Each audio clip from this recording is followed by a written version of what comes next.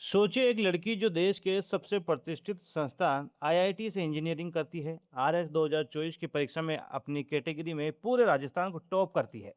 लोग जिसकी कामयाबी की कस्में खाते हैं, लेकिन आज वही होनार एसडीएम साहिबा हवालात की हवा खा रही है। करौली के नादौती में तैनात एसडीएम काजल मीणा को एसीबी ने घूसखोरी के आरोप में गिरफ्तार कर लिया है। सबसे चौंकाने वाली बात यह है कि ये उनकी दूसरी ही पोस्टिंग थी और मैडम के ऑफिस से जो 4 लाख रुपए केस मिला है वो शायद उनके एक दिन का डेली कलेक्शन था। आखिर एक होनहार अफसर इतनी जल्दी भ्रष्टाचार के इस दलदल में कैसे उतर गई? आइए आईआईटी के से जेल तक के इस सबसे हैरान करने वाले सफर का पूरा पोस्टमार्टम करते हैं। आज हम किसी राजनीतिक बयान की नहीं, बल्कि हमारे सिस्टम की दीमक की तरह खोखला कर रहे उस पढ़े लिखे भ्रष्टाचार की बात कर रहे हैं जिसने एक बेहद शानदार करियर को रातों रात बर्बाद कर दिया।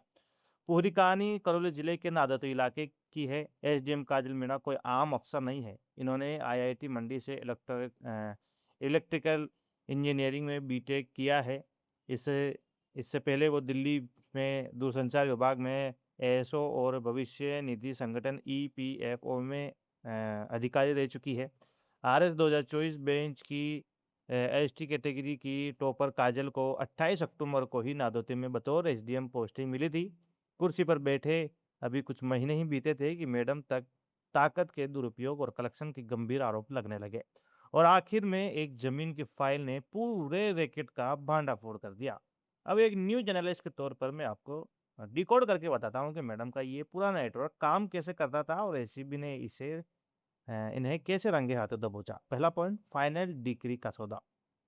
एक किसान की जमीन की फाइनल डिग्री जारी करने की फाइल एसडीएम ऑफिस में रुकी हुई थी।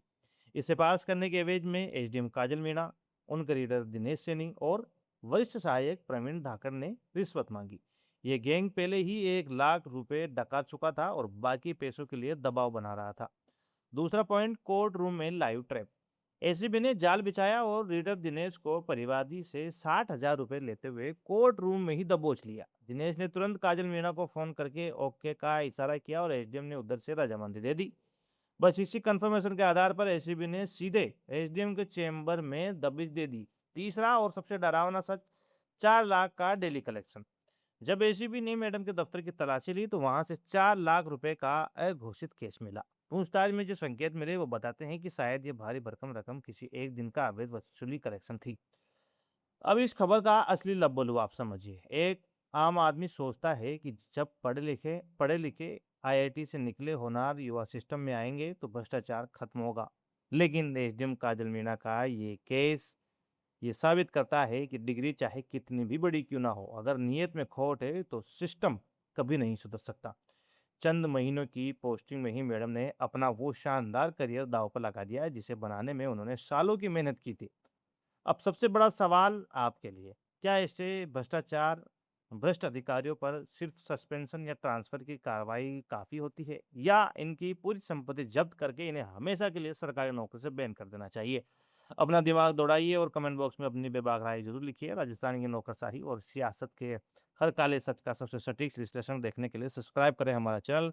मैं हूँ आपके साथ सलमान पठान और आप देख रहे थे रॉयल पत्रिका। जय हिंद।